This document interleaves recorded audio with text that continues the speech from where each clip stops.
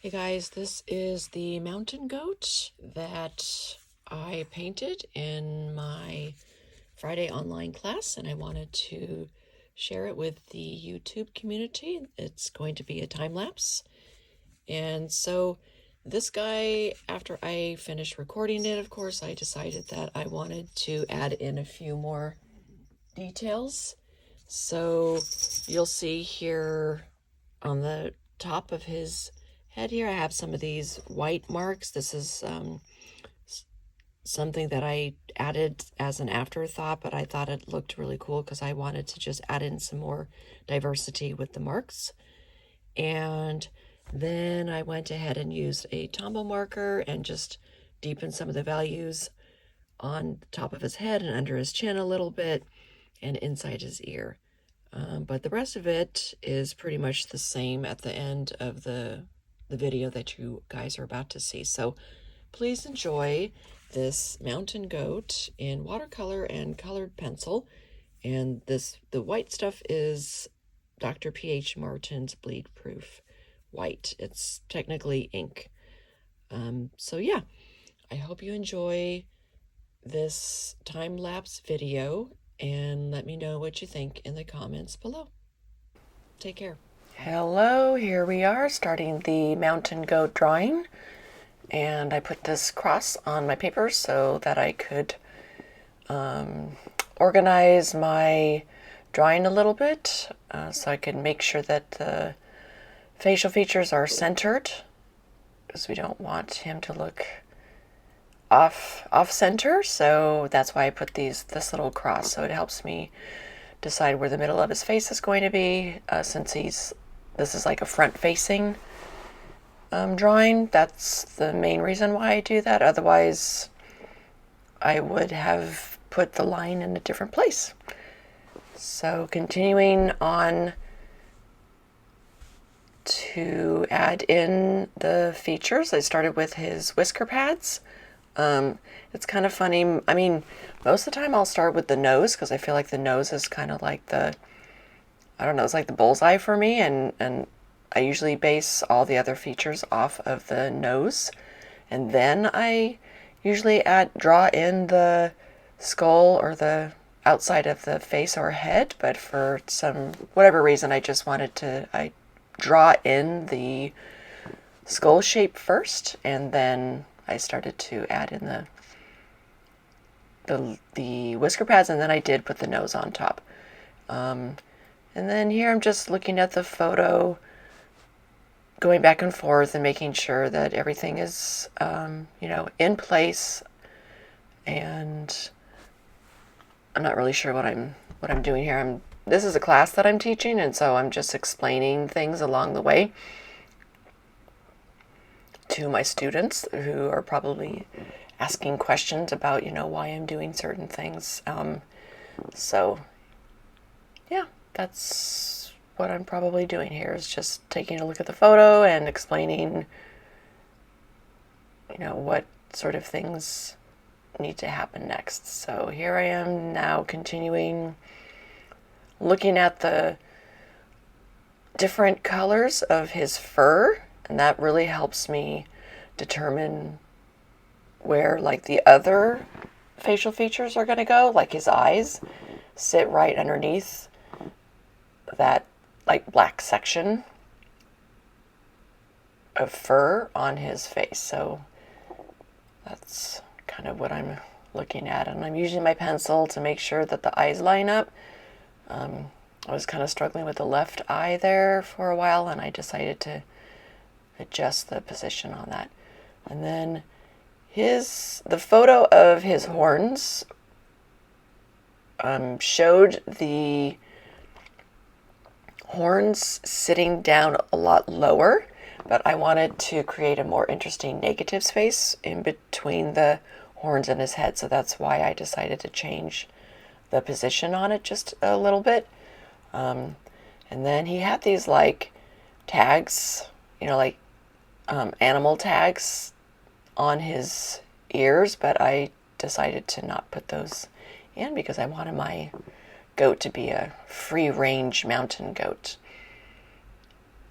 So I decided not to put the tags in, and you as the artist can make any adjustments that you want. That's what's so cool about being an artist.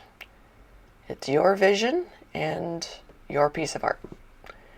And so here I'm just using, I'm just putting in some lines which are going to help me decide where the break between the different layers of fur are. And this is actually a watercolor pencil by Caran.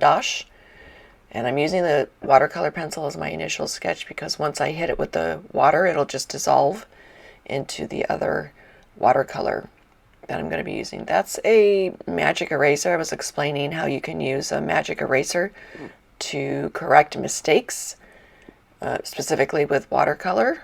And what you do is you just cut off a little chunk of that and you dip it into water, and then you just kind of really gently rub over the area that you're trying to lift off or remove. You have to be really, really careful though, because it's pretty strong and it could damage your paper. So that's what I was explaining really quickly, and a lot of people hadn't heard about that before, so that was an interesting, fun tip for my students to learn.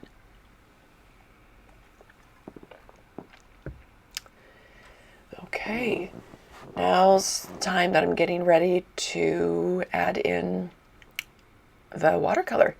I had prepared some grays and browns and a little bit of a yellow ahead of time.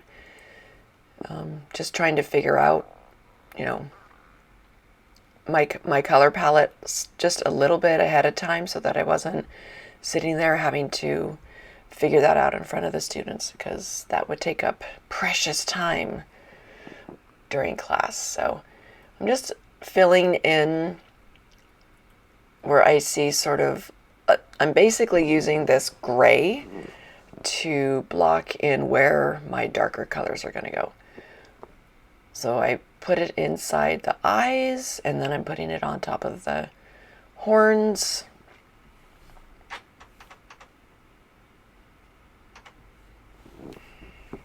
And continuing to explain a bunch of stuff along the way. So this is where you'll see stuff sort of like there's a little bit of a lag sometimes in between my drawings. So that's what's happening there. You guys are hearing a little clicking sound, and that's because one of my cats is outside the door and she's trying to come in through the cat door, and so I apologize for the little clicking sound there. And she's still trying to come in, and here she comes. She finally figured it out, and that's her bell on her collar, so that the birds are saved. Okay, so I'm just continuing to add in this gray.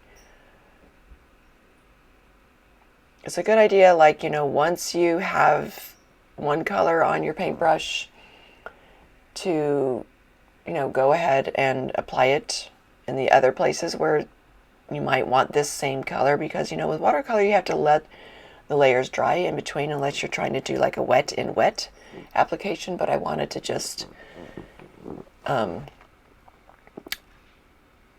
in, for me with this painting, I'm going to be doing sort of more like dry layers on top of dry layers. So that's why you'll see me kind of bounce around a little bit. I'm just basically trying to let other layers dry before I come in and add in an additional layer. So this is a black that I'm applying on top of the gray, because I really want the black to be black. And later on I'll add in some color pencil to really deepen the dark values.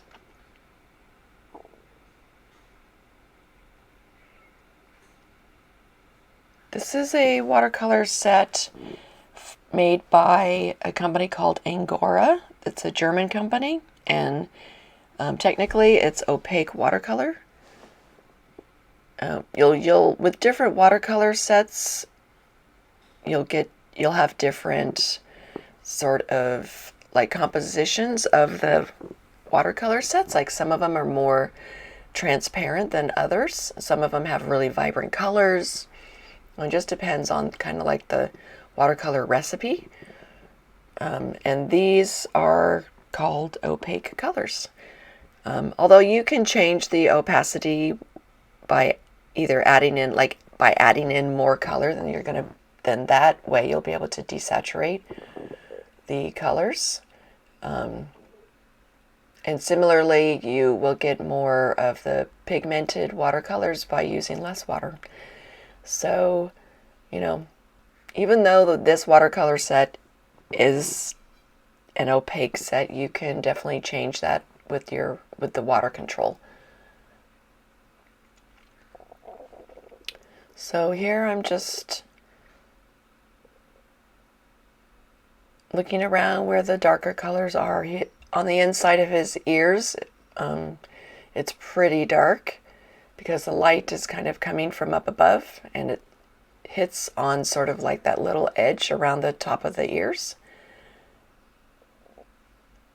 But with the watercolor, you have to really let those underneath layers dry. Otherwise, you'll just be chasing the watercolor. Like, you'll just be desaturating it each time if you don't let the previous layers dry completely. You'll just keep on, it'll just be like this vicious cycle and you'll never get anywhere. So you have to really let those layers dry if you want that effect of adding more layers to deepen your value.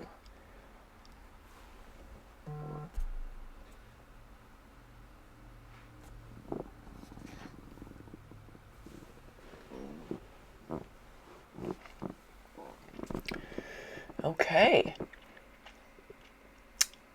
I'm just taking a look around where I think where I want to add in some of these darker colors. This is sort of like a little bit dry brush. What I mean is I have just very little bit of pigment on the brush and not so much water. So because I know that I'm going to go on top of this area with a lighter color. And typically with watercolor, you want to start with the lighter colors and then add your darker colors on top. But I knew that this lighter color I was going to treat it more like a glazing, where I was just going to go over the top. And I wanted some of those darker colors to shine through the lighter colors. So, it wasn't a very dark, so I knew that was going to show through the lighter color. This is sort of like a little bit of like an ultramarine blue for the horns. I'm just adding this in, and this is a little bit more wet on wet, where I wanted some of the colors to kind of meld into each other, to bloom. I love that blooming effect, and that's a really good way to get that is if you just do like really squishy, juicy water application with your pigment. I just absolutely love that effect.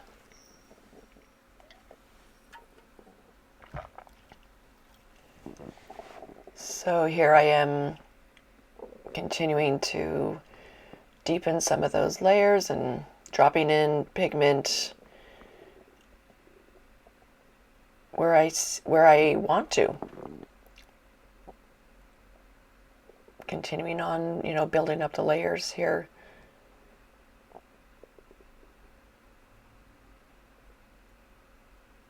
So in just a second, I'll start looking at the other colors. And I was just checking my values with the black and white photo, which is something that I frequently do.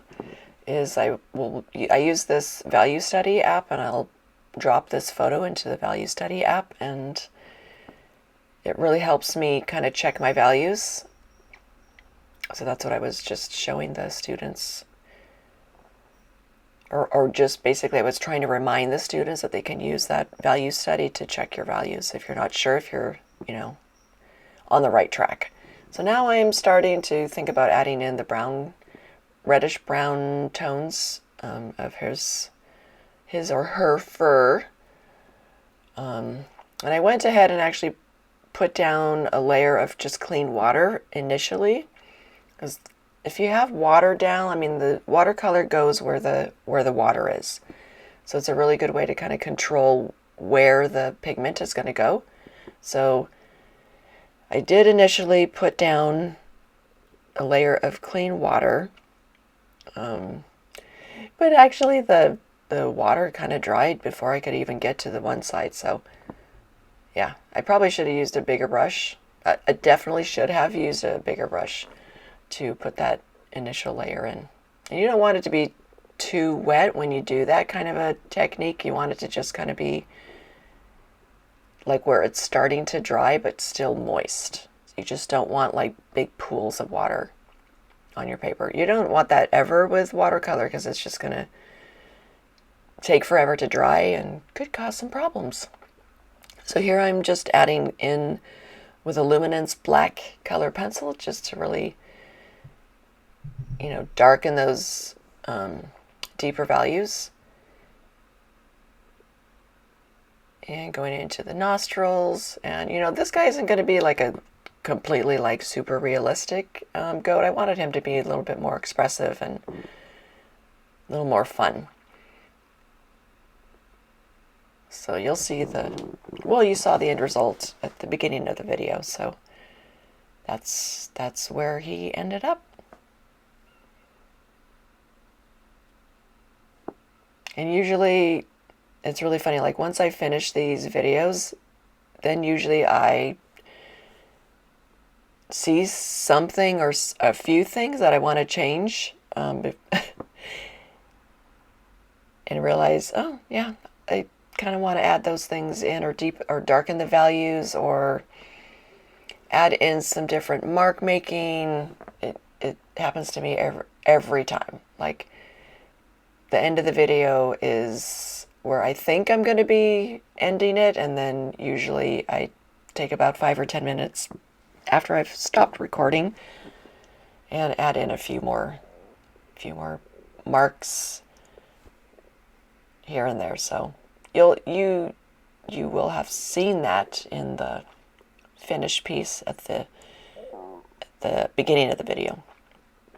Here I was just talking about being careful that you are mindful when you use your paintbrush to make sure that there's not excess water on it, because sometimes for me, when I've dipped my water or my paintbrush into the water, and then I put it into the pigment and then I bring it over to my surface, well, there are a few little beads of water hanging out on the bottom side of the paintbrush, and then they usually drip down onto my pristine, usually it's always like in a place where I don't want it to be. So I was just explaining to be mindful and not have those drips hanging out at the bottom on the bottom of your paintbrush.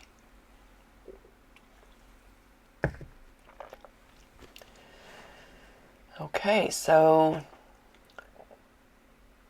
having a little discussion with the students here, talking about, making sure that those layers are dry first before you bring in the other colors. And then here I finally decided to use a bigger brush. And that's much more helpful when you have a bigger space to fill. Bring in a bigger brush. Plus I just love the flat brush. You can make all sorts of really cool marks with it. And then he had this really dark shadow, and it's also dark fur right under his chin, so I was just trying to designate where the darker tones are going to be with this black. It's just basically black watercolor.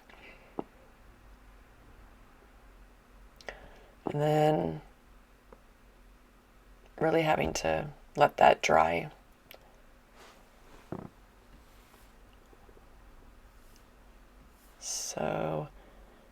I have this other set from the same company. It's the same watercolor. It's just a set that has a lot of browns and pinks in it. So that's what I was showing the students, that you can use. I was just pulling pigment from that watercolor set. So here I am filling in the lighter part of on his head. And if you recall, I talked about how I knew that color was going to go over the top of the darker color that I had underneath. So I was just treating it more like a glazing. So here I wanted to bring in some of the darker values onto his horns. So I made sure that those areas were really dry before I brought in another layer of pigment. And here I am just continuing to, add darker values to the sections that I wanted to really, darken.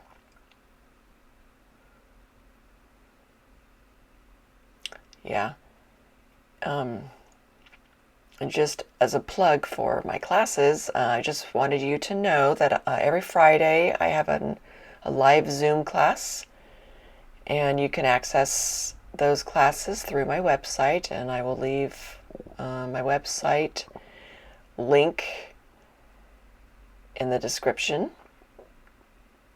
So it'd be really fun if you wanted to join me. We do a different subject every week, and we also change up the medium. So sometimes it's watercolor, sometimes it's color pencil, sometimes we started doing some acrylic paint. And the subjects are different too. Sometimes it's animals, landscapes. This month we're going to be doing sort of like an abstract collage painting with acrylic paint and some more animals. So you should join us. It's really fun. We have a really nice, loving, caring, fun group of students who've been with me since the pandemic, and it's just been this ongoing class. I was just showing this white. It's technically ink, I guess. It's from Dr. P.H. Martens. It's called Bleedproof White, and it works really well with watercolor. And it's a really nice way to add in those bright highlights. And it marries very well with the watercolor. So you can also use like the Uniball, sorry, I'm just looking at it right now, the Uniball Signo white gel pen. Those are also really, really great, really nice and bright. But if you wanted it to look more painterly, that's why it's good to use that Dr. P.H. Martens Bleedproof White. Sorry. Yeah, that's what I meant to say. So I will leave a link to that product in the description as well. So yeah, I'm trying to get better at making these videos, you guys, so just bear with me. I know it'll get better the more I do it, but yeah, so I'm just kind of finding my way through making these videos. I'm really loving my new Blue Yeti microphone. Can you guys hear the growling? It's actually picking up the growling of my stomach. Like, that's how sensitive this microphone is. Like, that is so crazy. I definitely should probably eat some food before I do my next video. Oh my gosh, you guys, this is so funny. I'm sitting here going, wow, that sounds so loud, my stomach growling. I'm trying to do these voiceovers like when my whole family is quiet, which is like, early in the morning, but apparently my stomach is not happy about not being fed. So yeah, guess next time I should be having some breakfast before I do these voiceovers. So I apologize for the very loud stomach growling. Okay, enough about that. Here is one of my color wheels that I like to use for determining backgrounds. I really wanted a sort of a bluish green background, so I was just telling the students that, you know, if they're having troubles figuring out what color to do with the background, they can use their color wheel. And then I cleaned off an area off my palette so that the background color was going to be very clean and pure. And I did choose a bluish green, kind of like a teal color. You know, because the colors in his fur are sort of like a reddish brown. And since this is sort of like a greenish blue, those are sort of like complementary, like the red-green tones are complementary, so they will add nice contrast to one another. So let's see, I have about 10 minutes left. I'm just turning this around so that I can, you know, get into those cracks and crevices a little bit easier. Because I'm going to be adding in more darker values, and I'll be actually bringing in the color pencil to add in some like finer details onto his fur. So I love adding blooms into the background, so that's what I was doing. I was just like dropping water into the background. So here I'm bringing in some more distinct values and just, you know, different colors into his fur. I mean, you know that it's all about the layers, guys, right? If you want to add interest to your piece, add more layers. So here I'm trying to deepen that. It was really hard to get that value dark enough for me under his chin, and then also on the top of his, like where all the black areas were. It was like really hard for me to get that watercolor to stay super dark. So this is where, you know, I built it up to a certain point, but then after the recording I just looked at it and I used my Tombow water-soluble markers to deepen those values, and I was able to get it where I wanted it with that product. So those Tombow markers are really cool. They're very concentrated pigment, so you have to be careful because they can be a little bit overwhelming too if you're not used to them. But they're pretty easy to kind of like lift back using our, and you'll see here a little bit later I use my that magic eraser to lift out part of the dark that I got a little bit too dark with the Tombows under his chin. Here I'm just using more of the Luminance color pencil to try to darken those values, adding in, you know, some of those looser hairs on his gorgeous coat.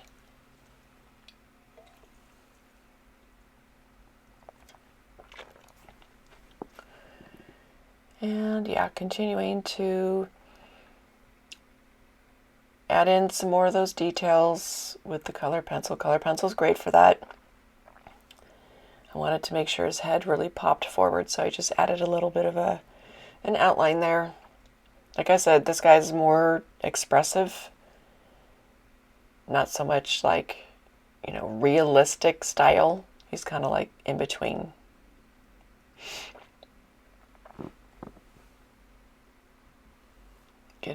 Getting closer to the finish line here. I'm just really trying to make him have some really fun expressive marks. So that's what's really fun with the color pencil. You can just add in a bunch of really fun like squiggle marks, whatever kind of mark making you want. Color pencil is great for that. I mean, you could do that with the paintbrush as well. But I really wanted those marks to stand out, so that's why I used the color pencil. And you know, it's really cool. The color pencil with works really well with the watercolor because you can just paint over the color pencil and it's not going to take away any of the pigment from the color pencil, right? Because the color pencil is like this waxy, oily kind of a, you know, makeup, and the watercolor just kind of like, so the color pencil kind of acts as sort of like a resist for the watercolor. So it's kind of nice to use those two together. And every now and then it's kind of nice to look at your piece from afar. It helps you kind of see things that need to be changed or adjusted. So you'll see me kind of zooming in and out a little bit on this guy. And it's actually a really good idea to kind of, you know, put your piece upright and stand back and look at it from time to time, because you'll really notice things that need to be changed from afar. So that's something that I started to do a lot more of, and it's really helped, especially with the abstract stuff that I started to do. It's super important for that style. And here I'm just using that Dr. P.H. Martens Bleedproof White to just, you know, add in a few of these little highlights, because like where the light is hitting, where his coat is kind of like shaping, is more rounded, that's where the light is hitting, and you'll get more of these sort of brighter little strands of hair. So that's why I'm adding in these little white marks. It's a super fun subject, this mountain goat.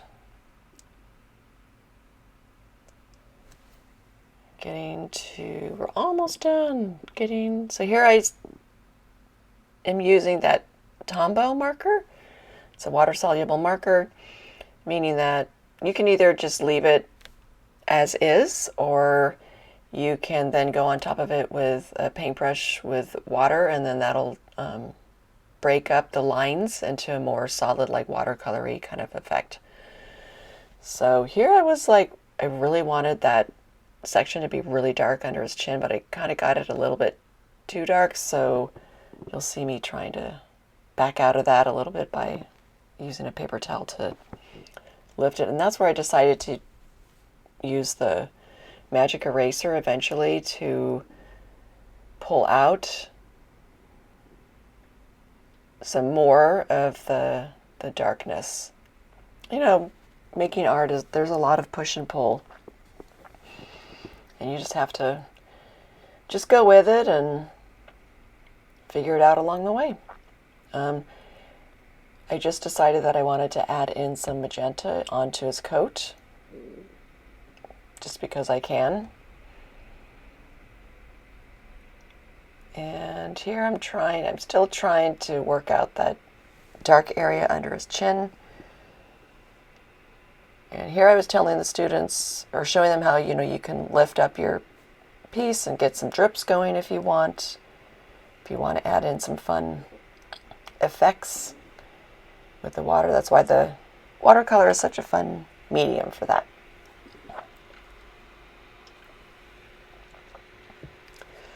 Here I am continuing to deepen some of those darker values, because a lot of times when you start adding in color in other areas, then, right, it affects the relationship of the color that you've already put down previously. I was just, we were talking about eggplants, and I was just showing them an eggplant watercolor painting that I did. Okay, we are almost to the end of this, and I so appreciate you guys hanging in there and joining me. And here I'm going to just really quickly show you how that's the little chunk of the magic eraser. I had dipped it into water, and then I put it on top of where I wanted to lift out a little bit. You can see how easily and quickly it's starting to lift out some of those darker values. So that is what I'm doing. I'm showing the students how easy it is to do that, and then you can If you lift out too much, you can just go back and add in more of your darker value. But anyways, that's basically kind of where I left it. So I really appreciate you guys watching my videos, and I hope that this has been helpful, and I will see you on the very next one. Bye-bye.